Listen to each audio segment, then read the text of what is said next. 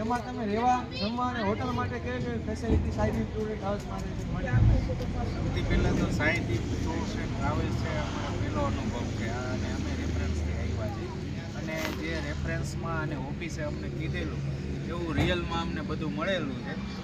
જમવાથી માંડીને હરવા ફરવામાંથી માંડી બસમાં હોટલમાં બધી રીતે એવું સરસ છે. એમાં અમને કાંઈ ક્યારે કાંઈ ઘટ્યું નથી. અમે કઈ એ પ્રમાણે મેનેજરે જમવાનું બનાવી દીધું કીધા પહેલાં જ સારું બન્યું છે. જમવામાં કાંઈ ઘટતું નથી. રહેવામાં સુવિધામાં જે અમે પૈસા ભર્યા છે એ પ્રમાણે અમને સુવિધા મળી છે. એથી વિશેષ આપણે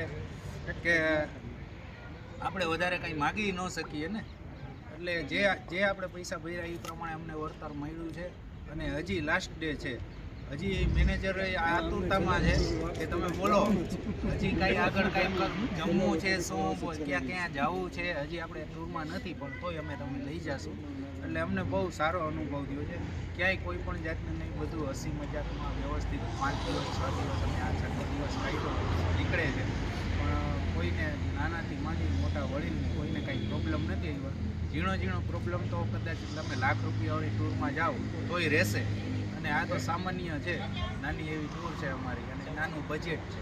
નાના બજેટમાં અમને આટલું બધું બહુ સરસ કામ આપ્યું એના બદલ ખૂબ ખૂબ આભાર તમારો.